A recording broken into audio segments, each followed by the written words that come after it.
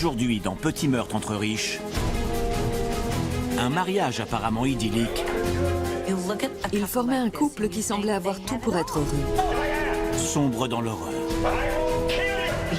Il avait un appartement secret où il rencontrait des hommes et se travestissait. Et ensuite, Faire la fête, prendre de la cocaïne, boire du champagne. La drogue était partout. elle était jeune, il était riche, mais leur couple était voué à l'échec. Quand on trempe dans des affaires de drogue et de blanchiment d'argent, l'issue est souvent fatale. Je m'appelle Christopher Mason. C'est la promesse sur laquelle se fonde tout mariage. Mari et femme s'engagent à s'aimer jusqu'à ce que la mort les sépare. Mais dans Petit meurtre entre riches, la mort peut frapper plus tôt que prévu.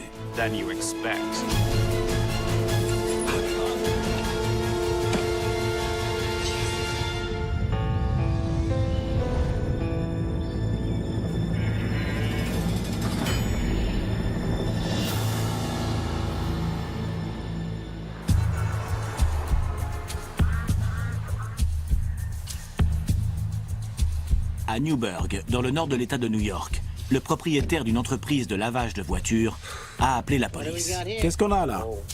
Il a retrouvé des objets étranges dans ses poubelles. Joli. Tu serais mignonne avec ça? Le propriétaire avait retrouvé les papiers d'identité d'une femme petite et menue. Elle mesurait 1,59 m et pesait à peine 45 kilos. En fouillant les poubelles, les policiers ont trouvé des cartes de crédit, des affaires personnelles, des bijoux. Le permis de conduire est au nom de Diane Pickle, 44 ans, qui vit à New York. Et en ce moment même, à Manhattan, les amis de Diane se demandent où elle se trouve. Diane avait disparu. Ses amis se demandaient où elle était passée. Cela ne ressemblait pas à Diane Pickle de ne pas aller au travail le lundi matin et de ne pas prévenir. Un autre détail intrigue les policiers quand ils examinent les vêtements retrouvés dans les poubelles. Regarde, pointure 44. Elle doit être immense. Bizarrement, ils ont retrouvé des vêtements de très grande taille. Pour une femme qui devait mesurer au moins 1,82 m et faire une taille 42. Ils ne peuvent pas être à cette femme. Elle ne fait qu'1,59 m. Quelle curieuse découverte! Les vêtements d'une femme menue habitant New York et signalée disparue, et les vêtements d'une autre femme plus corpulente. Qu'est-ce que cette deuxième femme a à voir avec la disparition de Diane Pickle? Diane Pickle mène une existence cossue au milieu des tours rutilantes de Manhattan. Elle était très belle, absolument magnifique. Tout le monde l'adorait. Diane travaille au Harper's Magazine et mène de front sa carrière et l'éducation de ses deux enfants. Très sociable, elle compte beaucoup d'amis, dont Maggie Bloomfield. Elle avait le cœur sur la main. C'était la gentillesse incarnée. Je ne lui connaissais pas d'ennemis. Comme beaucoup avant elle, Diane est venue à New York pour échapper à son passé et vivre une vie meilleure. On venait toutes les deux de petites villes du Midwest. On rêvait de partir s'installer dans la grande ville et de devenir riche et célèbre. Quand je suis arrivé à New York, j'ai rencontré bien des femmes comme Diane, célibataires, impertinentes, intelligentes et prêtes à tout. Une soif de vivre qui peut finir par attirer des ennuis. Après 10 ans de mondanité dans la haute société new-yorkaise, Diane Pickle se retrouve aux Alcooliques Anonymes, où elle rencontre son futur mari, Joe Pickle. Joe est un brillant financier de Wall Street, dont la fortune s'élève à plusieurs millions de dollars. Il était extrêmement intelligent et il gagnait très bien sa vie. Elle était arrivée à un stade de sa vie où elle cherchait la stabilité. Elle voulait un mari riche. Tu fais quoi, chérie? Elle était vulnérable et il était brillant. Tout va bien, mon chou. On s'est encore enrichi? Bien sûr. Ils étaient faits l'un pour l'autre. Un appartement dans Greenwich Village, une maison dans les Hamptons, 2 enfants dans la meilleure école privée de New York. Joe Pickle offre à Diane la vie dont elle a toujours rêvé. Vous êtes la femme d'un homme très fortuné. Vous allez dîner dans les meilleurs restaurants. Les années 80 étaient une époque dorée pour les femmes comme elle. C'était le genre de couple sur lequel on se retournait quand ils entraient quelque part. Elle a fini par prendre goût à l'argent. C'est bien normal. Mais le lundi 26 octobre 1987, personne n'a vu Diane depuis 2 jours. Que puis-je faire pour vous? Elle a officiellement disparu. Et la police décide d'aller interroger Joe, son mari. Comme tous les couples, on s'est disputé il y a 2 jours et elle est partie en furie de la maison. Il l'a vue pour la dernière fois le samedi soir précédent dans leur résidence secondaire d'Amagansett, à Long Island. Il a dit aux policiers qu'elle était partie, qu'elle avait simplement claqué la porte. Ce n'est pas la première fois. Elle va revenir. Ils avaient eu une dispute. Après cette dispute, il était allé se coucher à 2h30. Et quand il s'est réveillé le lendemain matin, elle était partie. Son sac et sa voiture étaient toujours là, mais elle avait disparu. Mais Joe éveille les soupçons de la police. Bien sûr. Il avait un comportement étrange. Il faisait des remarques bizarres. Tout à coup, il a attrapé une culotte, il l'a mise sous le nez des policiers et il leur a dit « Vous voulez que vos chiens reniflent son odeur ?» En partant, ils se sont dit que ce n'était pas un mari éploré, que c'était un homme qui n'aimait pas sa femme. Ils savaient qu'il était louche.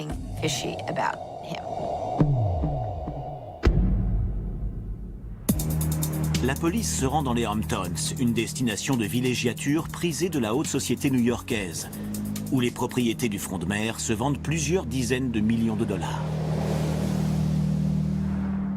Les Pickles possèdent une résidence secondaire donnant sur l'océan à Amagansett. C'est un endroit idéal pour oublier le stress de Wall Street. À présent, la police veut savoir ce qui s'est réellement passé ce soir-là dans les Hamptons. Entre-temps, les enquêteurs apprennent que tout n'était pas rose entre Joe et sa femme Diane. Madame daigne enfin rentrer. Où est la babysitter? Je l'ai renvoyée chez elle. Joe et Diane avaient des relations de plus en plus conflictuelles. Ils se disputaient et leur dispute était de plus en plus violente. Les amis de Diane Pickle s'inquiètent de ne pas voir Diane revenir. Ils parlent à la police du vrai Joe Pickle. Il avait une personnalité très tourmentée et complexe. Il avait de nombreux démons intérieurs et des tendances autoritaires et paranoïaques. Face aux problèmes, il réagissait souvent avec violence. Si j'apprends que tu me trompes. Je pense que c'était un homme profondément dérangé. Je te tue. Quand Diane épouse Joe en 1978, ils ont rapidement 2 enfants. Mais la jeune femme ne souhaite pas pour autant renoncer à sa carrière. Elle veut devenir un grand écrivain. Tu es fou. Mais Joe ne l'entend pas de cette oreille. Elle était morte de peur. Il avait un passif. Il avait déjà frappé et menacé des femmes. En 1986, Diane et Joe ne s'entendent plus. Ils consultent un conseiller conjugal.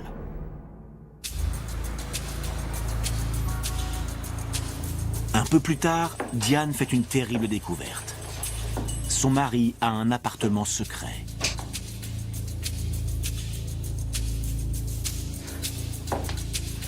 Et elle est profondément choquée par ce qu'elle découvre à l'intérieur.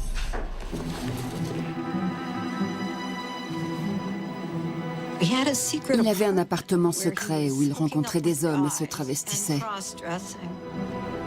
Joe est un travesti. Et il aime avoir des rapports sexuels avec des hommes.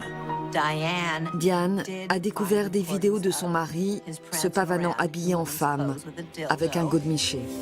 Joe Pickle avait une double vie. Il se faisait appeler Chloé dans cette autre vie. C'était un individu très bizarre. Quand Joe Pickle, le millionnaire de Wall Street, devient Chloé, il aime se filmer. Sur une cassette, Diane, son épouse, le découvre en train de lire le Wall Street Journal en robe de mariée et de se donner du plaisir au son de « Je vous le donne en mille ». Voici la mariée.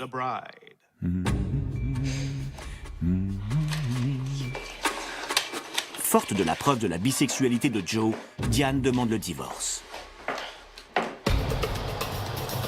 Puis, le 28 octobre, 3 jours après la disparition de Diane, 2 hommes font une terrible découverte sur le bas-côté d'une voie express.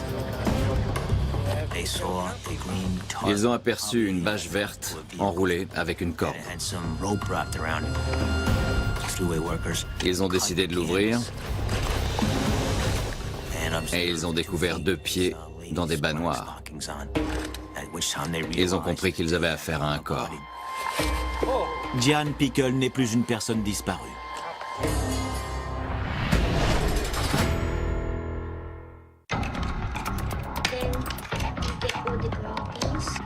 Elle est partie en furie de la maison et je ne l'ai pas revue. Quand des enquêteurs interrogent l'homme d'affaires Joe Pickle au sujet de Diane, son épouse disparue, il fait l'innocent et leur présente une culotte de cette dernière pour les chiens de la police. Ce ne sera pas nécessaire, monsieur. Quand le corps sans vie de Diane est retrouvé sur le bas-côté d'une route, les policiers estiment qu'il n'y a plus une minute à perdre. Dans un homicide de ce type, les premiers suspects sont généralement des membres de la famille.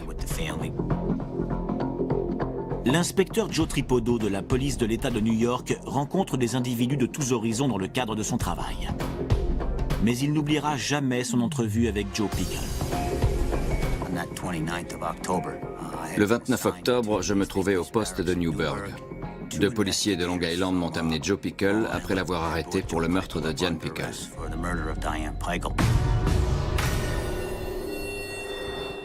Joe Pickle est un homme poli et discret qui n'a rien de l'homme d'affaires arrogant de Manhattan auquel s'attend la police. Mais quand on lui demande d'aller identifier le corps de sa femme à la morgue, en enfilant sa veste, il marmonne « Allons voir le Maccabée ».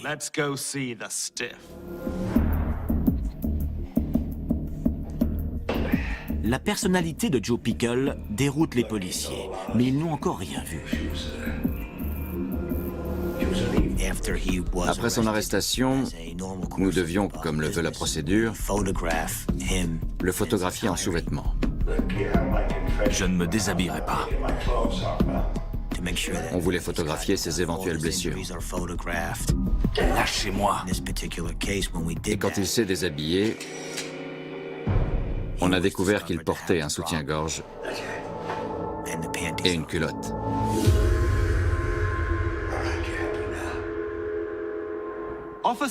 Les agents de la police de l'État de New York font la connaissance de Chloé, la part féminine de Joe. Mais les surprises ne s'arrêtent pas là. Il a déclaré que c'était une femme diabolique, que tout le monde était mieux sans elle. Et après ça, il m'a fait un clin d'œil. Joe fait ensuite un aveu. Oui, il a tué Diane en l'étranglant. Pourquoi? Parce qu'elle lui faisait du chantage au divorce. La police ne tarde pas à découvrir d'autres détails encore plus troublants. Les enfants de Joe se trouvaient dans la villa des Hamptons quand il a tué leur mère. Le lendemain matin, il les a emmenés en voiture pour un voyage en enfer. Il a acheté une bâche et de la corde. Il a enveloppé le corps dedans. Il l'a mis dans le coffre et il a installé les enfants sur la banquette arrière. Où est-ce qu'on va? Pickle a passé la majeure partie de son week-end à rouler avec le corps de Diane enveloppé dans une bâche, dans le coffre de sa voiture. Il n'arrivait pas à trouver un endroit approprié où se débarrasser du corps. J'en sais rien, j'en sais rien. Le temps passait et on devait déjà être dimanche. Il avait peur que le corps commence à sentir.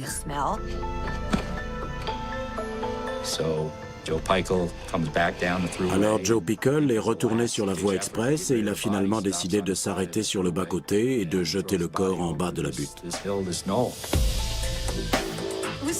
C'était impensable, vraiment rocambolesque. Cela montre bien que Joe Pickle était désespéré, qu'il n'avait pas du tout réfléchi à la question. En liberté sous caution, Joe Pickle attend son procès pour meurtre. Sa femme est enterrée depuis peu quand il décide d'épouser une des mères d'élèves de la très sélecte école privée de ses enfants. Peu de temps après, la nouvelle femme de Joe confesse à la police qu'il a tenté de l'agresser avec un couteau.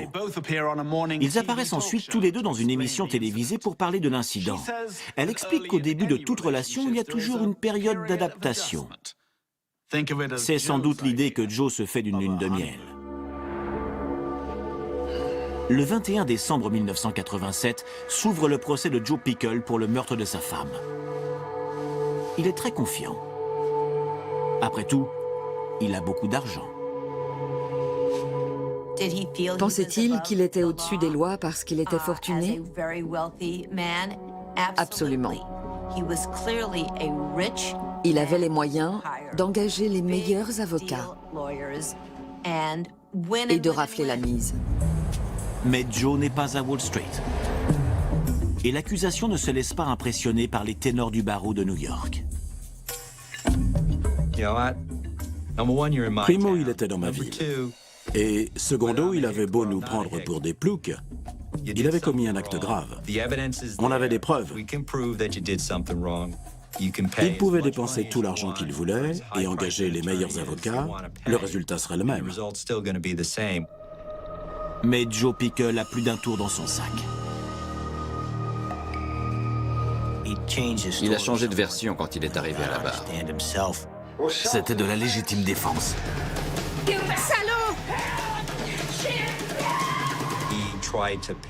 Il a essayé de décrire Diane Pickle comme la coupable et de se faire passer pour une victime. Elle a lâché le couteau et... Il soutenait qu'ils s'étaient disputés et qu'elle l'avait poursuivi avec un couteau. Et il a eu le culot de dire qu'elle était morte étranglée par accident. J'ai essayé de lui arracher le couteau des mains. Et...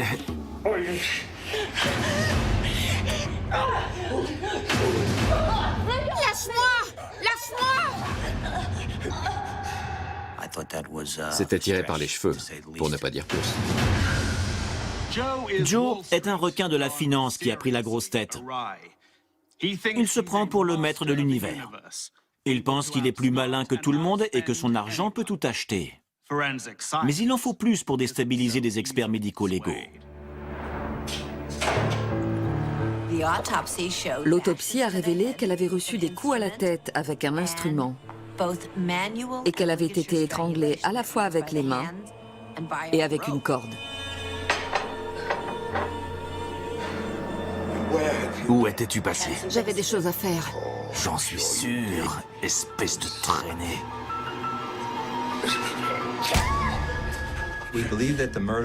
Le meurtre de Diane Pickle avait été commis dans des conditions atroces.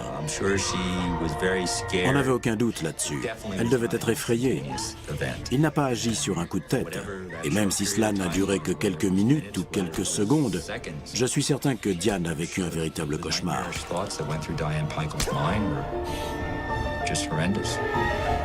On n'allait pas laisser cet homme utiliser sa fortune, son pouvoir et son statut pour échapper à la justice.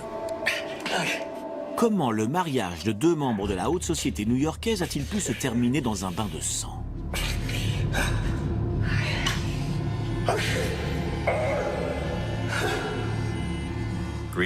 La cupidité. Il ne voulait pas lui devoir d'argent.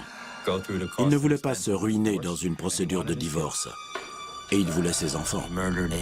Il a tué une femme innocente et laissé 2 enfants orphelins.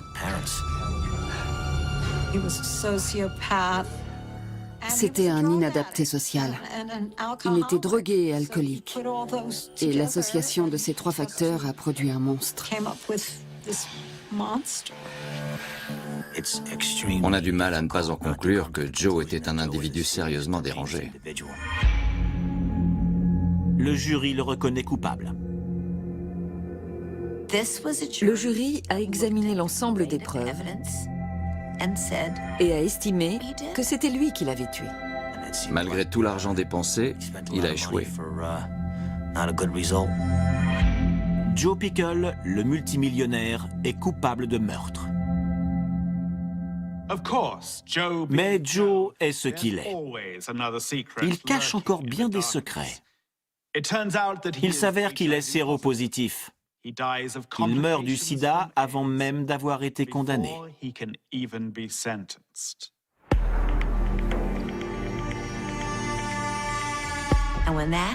Et quand l'inculpé décède, la condamnation est annulée. Il n'y a plus de condamnation.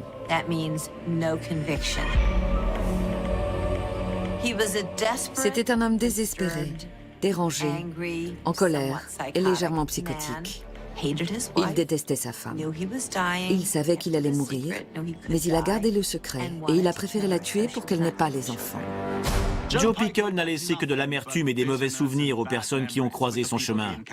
En revanche, les proches de Diane gardent un souvenir ému de la femme que son mari a tuée.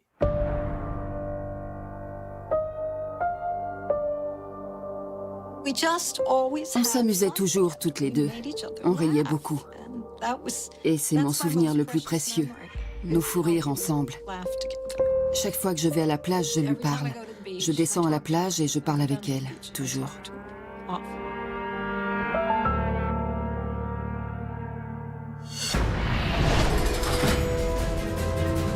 Tout de suite, dans Petit meurtre entre riches, quand on mène la grande vie à Miami, Une grande quantité de cocaïne et peut-être même de quoi faire du trafic de cocaïne. mieux vaut protéger ses arrières. Quand vous avez beaucoup d'argent et du pouvoir, vous avez forcément des ennemis. Au risque de perdre son mari. Le film Scarface n'était pas très éloigné de la réalité.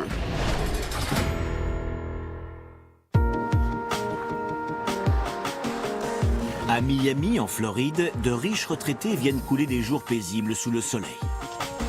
Du moins, c'est ce qu'ils espèrent.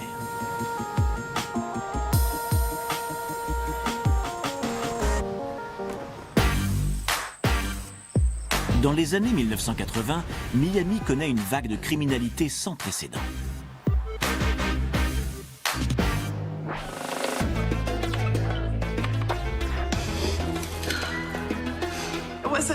C'était une ville où il y avait trop d'argent, trop de drogue et trop de gens qui vivaient au-dessus des lois. Les trafiquants de cocaïne font la loi à Miami. 11 milliards de dollars par an sont blanchis dans la ville. Tout le monde veut sa part du gâteau. Et là où il y a de la drogue et de l'argent, le meurtre n'est jamais loin.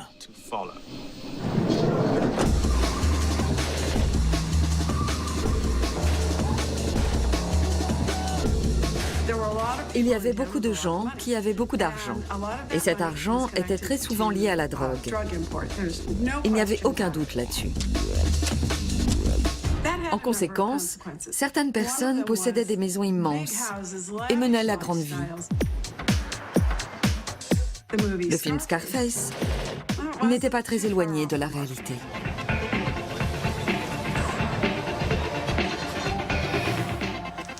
L'argent de la cocaïne produit un boom de l'immobilier.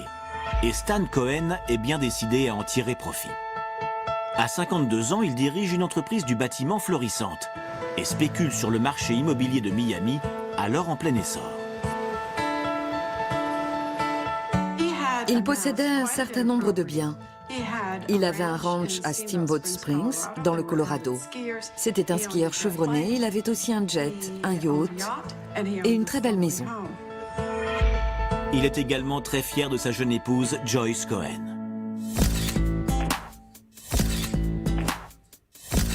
De 17 ans, sa cadette, Joyce, était secrétaire. Elle a eu le coup de foudre pour ce riche homme d'affaires et a accepté de devenir sa 4e femme.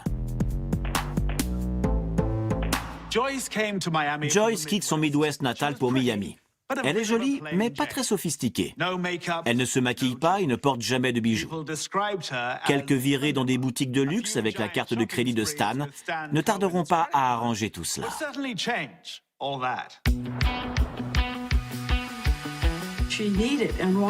Elle rêvait de belles voitures, de bijoux, de manteaux de fourrure, de vêtements de grande marque. Elle roulait en Jaguar. Elle pouvait s'acheter tout ce qu'elle voulait. Elle avait les vêtements qu'il fallait. Elle sortait dans des endroits sélects.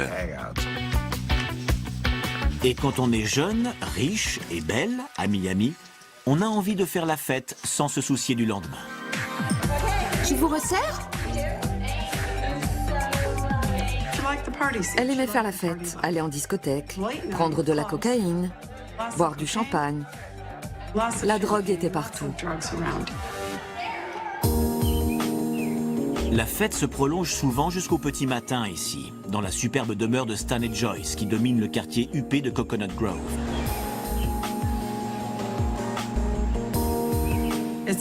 C'est une vaste maison perchée sur un promontoire. Elle jouit d'une vue imprenable. C'est une maison très imposante avec beaucoup de charme. Mais le 7 mars 1986, la magnifique maison des Cohen est le théâtre d'un drame. Des dizaines de policiers et d'experts médico-légaux passent la zone au peigne fin. Un cordon de sécurité est mis en place pour empêcher les gens de rentrer. J'ai levé les yeux vers la maison, sur le promontoire, et je me suis dit que les gens qui vivaient ici avaient la belle vie. Qu'est-ce qui avait bien pu se passer?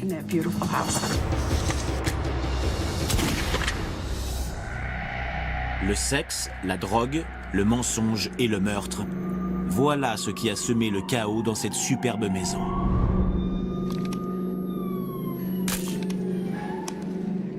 Joyce Cohen était dans tous ses états.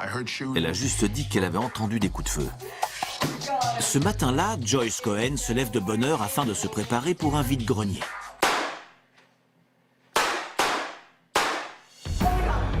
Elle a entendu des coups de feu, puis elle a entendu des gens descendre les escaliers de la maison. Elle a entendu quelqu'un dire avec un accent qui lui a semblé être un accent latino-américain « Sortons d'ici ». Ensuite, elle a aperçu des hommes en habits sombres se précipiter au rez-de-chaussée et s'enfuir par la porte d'entrée. Elle s'est tout de suite précipitée à l'étage où elle a retrouvé son mari Stan, étendu sur le lit. Non! Il était blessé et saignait abondamment. Stan Cohen a reçu 4 balles dans le dos. Il se vide lentement de son sang, jusqu'à la mort. Quand les policiers arrivent sur les lieux, ils ne tardent pas à comprendre que tout n'allait pas pour le mieux entre Stan et Joyce Cohen. Les enquêteurs ont senti qu'il y avait un problème. Ils faisaient chambre à part, ce qui prouvait bien que tout n'était pas rose.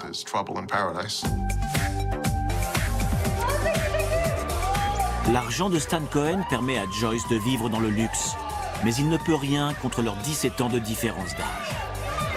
À 52 ans, Stan vient d'avoir une crise cardiaque sans gravité qui l'a néanmoins incité à lever le pied. Mais sa jeune épouse ne l'entend pas du tout de cette oreille. Nouvelles chaussures. Je les ai achetées il y a 2 semaines. Mais ça, c'est nouveau. Joyce a commencé à passer de plus en plus de temps sans Stanley.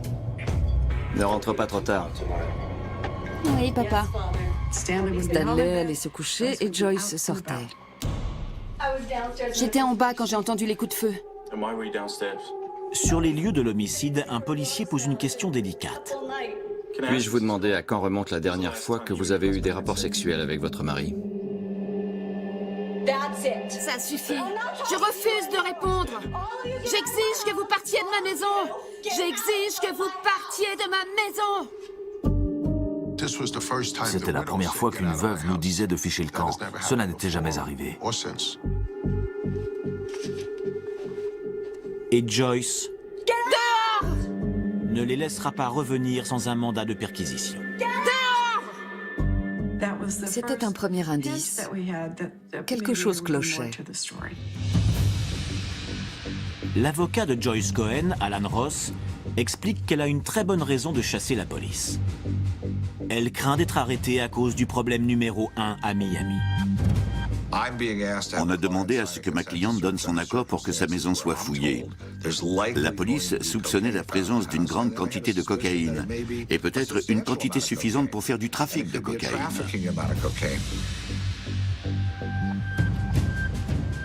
Pendant que les enquêteurs attendent un mandat de perquisition, un policier fouille le jardin. Devant la maison, sous un arbre, on a retrouvé une arme qui s'est révélée être l'arme du crime. C'est un revolver de calibre 38 et il appartient à la victime, Stanley Cohen. Bien joué. L'expert en dactyloscopie a établi qu'il avait été nettoyé. Il était impeccable, sans aucune empreinte digitale.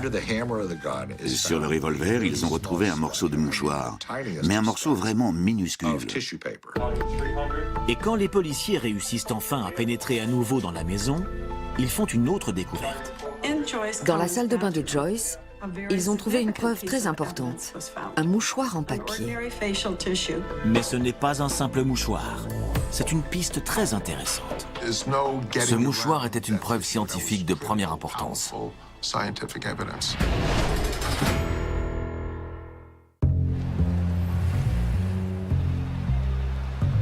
Miami au milieu des années 1980. La cocaïne est partout et ne laisse aucun répit à la police. En moyenne, on déplorait 600 homicides par an à cette époque.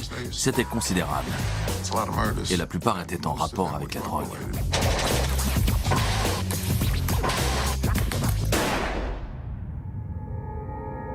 À première vue, le meurtre du millionnaire Stan Cohen fait penser à un énième cambriolage qui a mal tourné.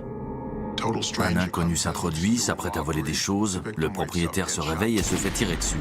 C'est une grosse maison dans un quartier chic, ça excite la convoitise des cambrioleurs.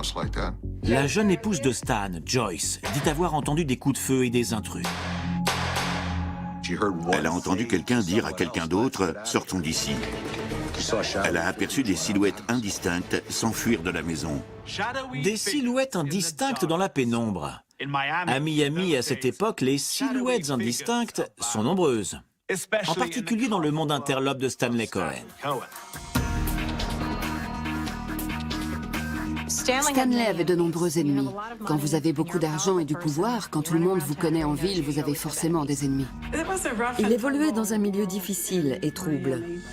Le business de la construction à Miami était un monde sans pitié. L'avocat qui s'occupait de Stanley depuis 30 ans a déclaré qu'il avait la liste de ses ennemis et qu'ils avaient tous les moyens et des raisons de le tuer. Un petit morceau de mouchoir va-t-il permettre de faire toute la lumière sur cette affaire? C'était une preuve cruciale. Tout le monde pensait que c'était la clé de cette affaire. Un mouchoir retrouvé dans la salle de bain de Joyce semble correspondre au petit morceau de tissu retrouvé sur l'arme du crime. A-t-il été utilisé pour effacer les empreintes sur le revolver? Les experts médico-légaux retrouvent 3 choses sur ce mouchoir.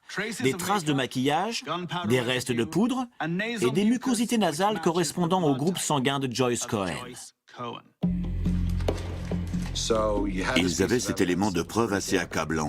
Ils ont réussi à établir qu'elle l'avait touché et qu'il y avait des restes de poudre dessus. Quant au mobile, les enquêteurs pensent qu'il s'agit d'une chose très courante chez les couples de nantis. Tu me prends pour une idiote? La peur de perdre son standing de vie en cas de divorce. Désolée, j'ai aucune envie de me coucher avec les poules comme les vieux. J'ai failli y rester. Un des très bons amis de Stan, qui était aussi son comptable, a déclaré que Stan lui avait fait part de son intention de divorcer de Joyce. Joyce a confié à ses amis que Stanley lui avait dit que s'il divorçait, elle n'aurait rien. Elle partirait comme elle était venue, sans rien. Rien du tout. Mais le procureur estime qu'il n'a pas assez de preuves pour procéder à une arrestation. Joyce Cohen est libérée. Mais les enfants d'un précédent mariage de Stan gèlent ses biens. Pour Joyce, la grande vie est terminée. Joyce n'avait plus un sou. Pour la première fois depuis son mariage avec Stanley Cohen, elle n'avait plus de maison, plus de voiture, plus rien. Près de 3 ans après le meurtre de son mari, l'incontestée reine de la nuit de Coconut Grove vit en exil. Elle habite désormais dans une caravane à Chesapeake, en Virginie.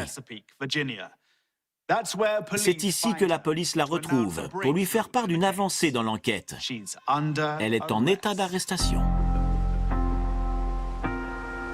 À Miami, le criminel récidiviste Frank Zuccarello a été arrêté pour une série de cambriolages avec violence. Il risque une longue peine de prison et il fait un aveu inattendu. Frank Zuccarello dit aux enquêteurs qu'il est au courant pour le meurtre de Cohen, car il a été contacté comme tueur à gages potentiel. Il déclare que Joyce Cohen est entrée en contact avec 2 autres hommes pour l'aider à tuer son mari. Frank, tu entres par cette porte. Elle mettrait tout en scène. Il pourrait feindre un cambriolage, pénétrer dans la maison, tuer le mari et prendre la fuite.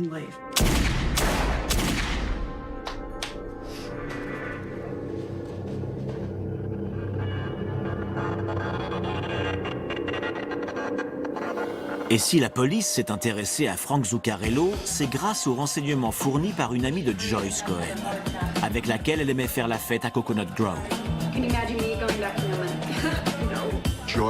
Joyce lui a dit qu'elle craignait de divorcer et de perdre tout son argent, et qu'elle le préférerait mort. Tu parles sérieusement? Oui. Elle lui a demandé si elle connaissait quelqu'un. Et selon Frank Zuccarello, elle a pris rendez-vous avec des hommes et leur a promis $20 000 s'ils le tuaient. Joyce passe en jugement pour meurtre. Le témoignage de Frank ainsi que la preuve du mouchoir persuadent le jury que Joyce a commandité la mort de son mari.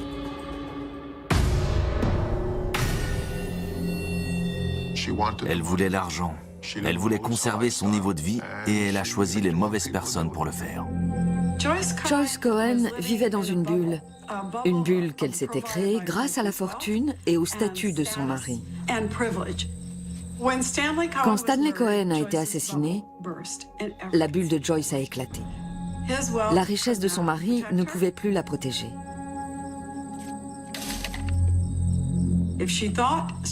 Elle pensait qu'elle s'en sortirait sans être inquiétée, mais elle s'est trompée.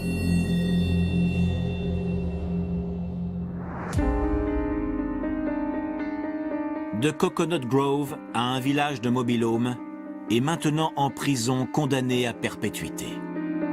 Joyce s'est mariée pour l'argent, et ce choix lui a coûté très cher. Mais l'histoire de Joyce Cohen ne s'arrête pas là. Cette histoire ne se résume pas à un simple problème conjugal qui se termine par une fusillade.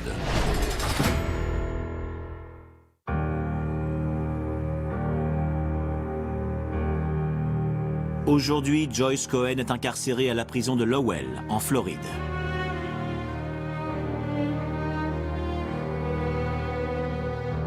Elle purge une peine à perpétuité pour avoir commandité le meurtre de son mari Stan. Si vous discutez avec des prisonniers, riches ou pauvres, ils essaieront pour la plupart de vous convaincre de leur innocence. Joyce affirme toujours que 2 intrus ont tué son mari. La police et le jury ne l'ont pas cru. Mais aujourd'hui, certains lui donnent raison. On a parlé pendant environ 1 heure et je lui ai demandé clairement si elle avait tué son mari. Elle m'a répondu que non.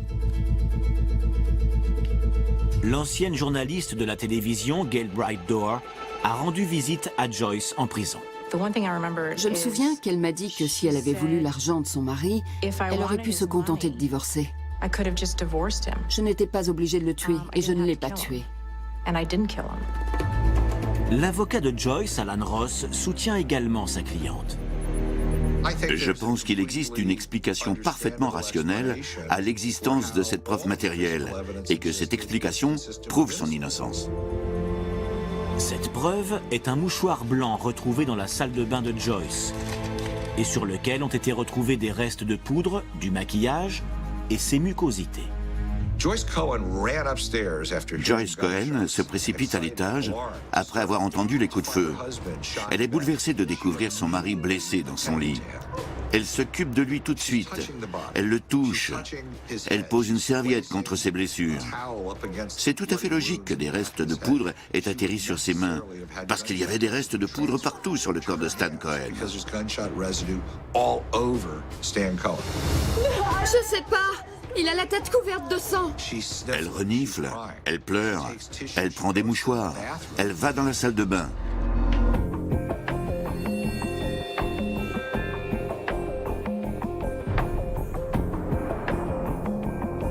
Comme on peut s'y attendre, le procureur David Waxman voit les choses différemment.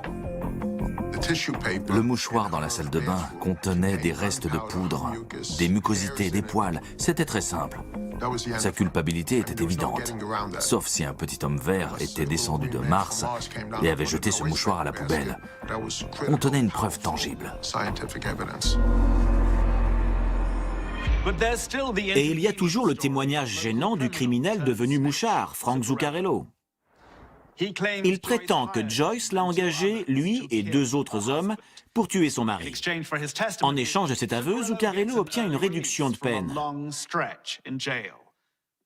Cette perspective l'a-t-il poussé à inventer toute cette histoire? Ses complices, qui selon ses dires ont agi sans lui, n'ont pas autant de chance. Tous deux nient toute implication dans le meurtre.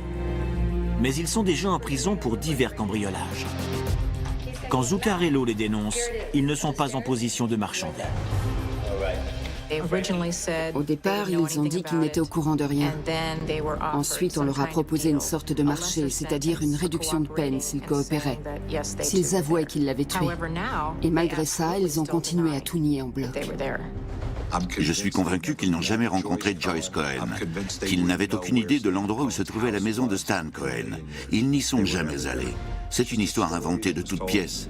Et franchement, on a du mal à comprendre comment le jury a pu rendre un verdict de culpabilité. Une question se pose. Si Joyce Cohen n'a pas tué son mari, alors qui l'a fait?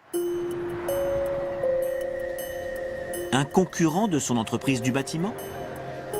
C'est une théorie. Une autre théorie avance que Stan Cohen participait à un trafic de cocaïne. Une rumeur disait que Stan Cohen utilisait son jet privé pour aider des trafiquants de drogue à faire sortir leur argent du pays pour le blanchir. Et quand on trempe dans des affaires de drogue et de blanchiment d'argent, l'issue est souvent fatale. C'est une activité dangereuse.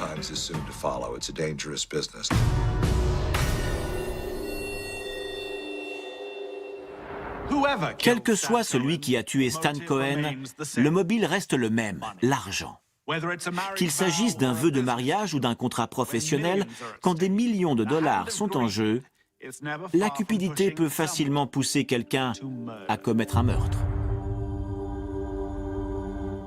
J'en étais convaincu à l'époque et je le suis toujours.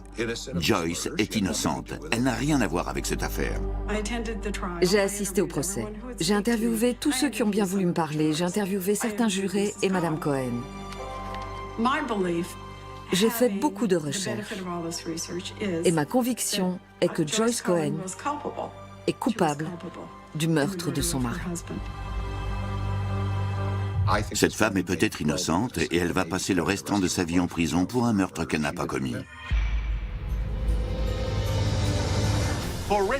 Dans la richesse comme dans la pauvreté, pour le meilleur et pour le pire.